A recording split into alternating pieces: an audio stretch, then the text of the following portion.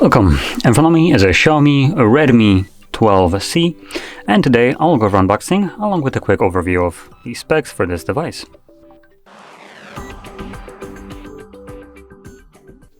So yeah, just pop it straight open. There we go.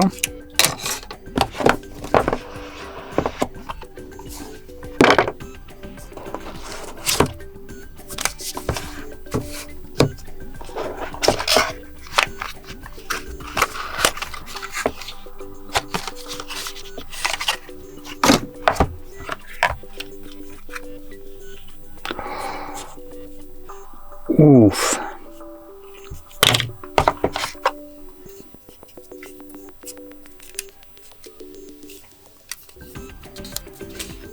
Yeah, I don't want to rip that off.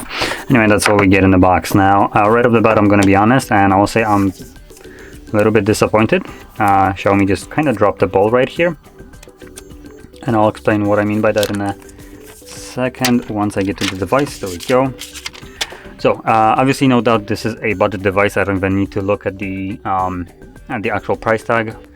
I can already see this just by looking at the device and feeling it and seeing what we have in the package. So quickly going into the specs, like really quickly, processor is a Helio G85. Then we have 4 or 6 gigabytes of RAM, depending on which option you go for. You have 4 gigs of RAM that come with 64 and 128 gigs of storage, and then 6 gigs with 128 gigs of storage only.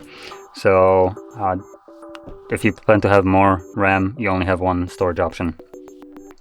Now, we have also a 5000 mAh battery in here.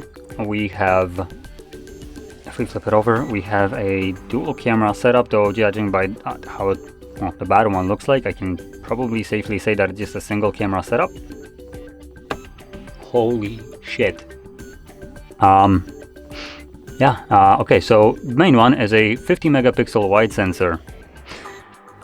The bottom one is not even a single megapixel. No. It's 0.08 megapixel depth sensor. Xiaomi, that sensor, you can shove it up your 4 letters. It's completely useless. It literally contributes nothing to the photos. And trust me when I say you most certainly did pay for this sensor, but you will most certainly not have any use for it. So there we go. That's a little bit of a misstep right here. Now in front we have a 5 megapixel sensor, and we have, quickly going into the display, which you can see right here with this a little bit, I guess, reasonable bezels for the price. We have a 720p resolution, so 720 by 60 or 1650. Now this puts it at 268 pixels per inch and has 82% screen to body ratio with peak brightness of 500 nits. Also, this is an LCD IPS display, so it won't get super bright. The colors won't be super vibrant. The resolution ain't great either. We don't have any kind of high refresh rate. So yeah, it's kind of disappointing in terms of a display. Now, I'll mention right now the price. This device comes at over 100 euros, so exactly 110 or about 110. And to be completely honest, there are better alternatives for 110 euros than this garbage. I'm not gonna lie, this actually seems very disappointing, considering you don't even get the Type-C charging port. Like, you get a micro USB charging for a device that has been released at the literal end of 2022. We can basically safely say that this is basically beginning of 2023. And these mother effers had the audacity to include this shitty, outdated plug. Only what, one more year for the companies to be able to do this crap, till European Union just kind of bends them over the knee and spanks the heck out of them for doing such a thing, because USB Type-C will become a standard port that any kind of device that has to be charged like this with a wire cable will be forced to use Type-C, which for garbage devices like this is a just godsend for everybody who owns them, just because you can finally find yourself wherever in the world, and usually you will find a way to charge your device. This plug is so old that you will struggle to find anybody who has it on hand. Now, most of us will have it at home, tucked away in some box, but on hand, almost no one will have this. So yeah, that's why I'm kind of completely crapping on this, because it is absolutely just pitiful to include such a charging port in a device released at this time. And like I mentioned before, there's not much of anything for this going for this device. The display is mediocre. I guess the battery is pretty good. We have a 5000 mAh battery, so the device should last pretty decent time. Obviously, the processor is bottom of the barrel, and it's by all intents and purposes a budget device. Nothing really surprising right here. For measly $100, you get barely anything. I'm not gonna sugarcoat it, but I will say it that I have unboxed some other, I believe even Xiaomi devices, considering this is Xiaomi, some other Xiaomi devices that costed, I think, like $90. Maybe they were Huawei. I don't remember at this moment, to be completely honest. I'm sorry.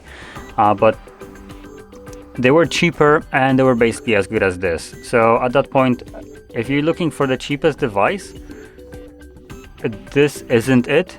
If you're looking for something that is decent at this price range, again, this isn't it, because you can get a cheaper device that basically runs as well as this one, having basically all the same specs.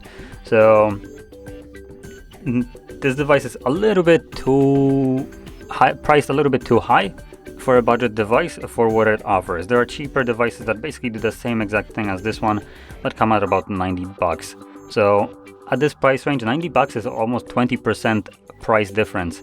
That is a significant price difference if you look at like in percentage difference. So yeah, I highly recommend maybe checking out some other phones that might be even cheaper, but perform as well. Or alternatively, you could look for other devices that are just like $10-20 more, if you can, spare that much, and get something that will be better than this. And we're talking about like $20 will probably get you a decent upgrade at this price range. Just any kind of significant or any kind of dollar increase gets you a little bit further than if you, for instance, consider some flagship devices.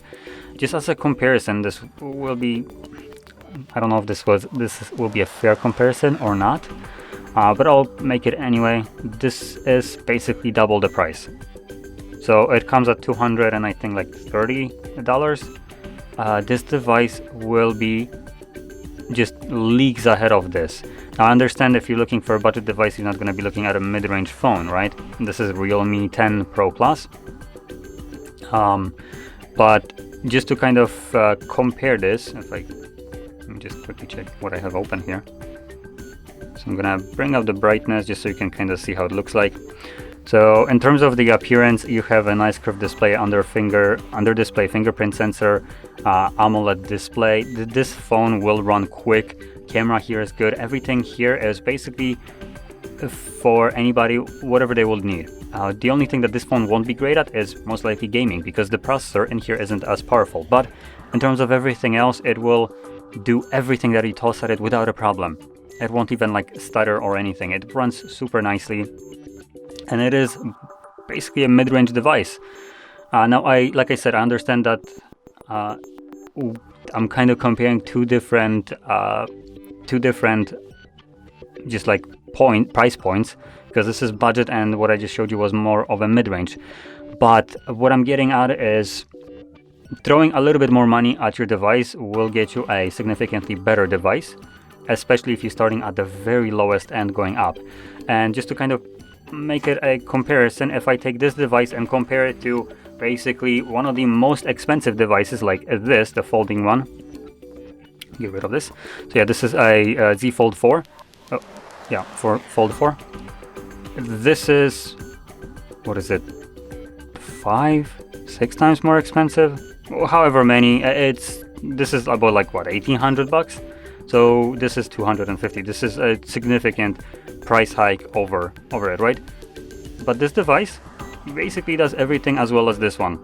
Obviously, it won't be as glamorous and anything like that, and it might suffer in certain feature like aspect. So it might not have wireless charging, obviously, like this one has. But other than that, it will basically do almost everything, as well as that fold, minus, well, obviously folding, and minus the processor, which will be significantly better. But we're talking about a massive increase in price for something that isn't necessarily percentage-wise going up in terms of performance along with the price. So that's kind of what I'm getting at right here. A little bit more money here will get you far further than trying to go for like the bare minimum device. And even at the bare minimum devices, this feels like it's a little bit underwhelming, even at this price range, which should say a lot. Now, anyway, with this being said, hopefully you found this video informative in some way. Hopefully it helped you decide about this device if you want it or not. And if you found this video helpful, don't forget to hit that like button, subscribe, and thanks for watching.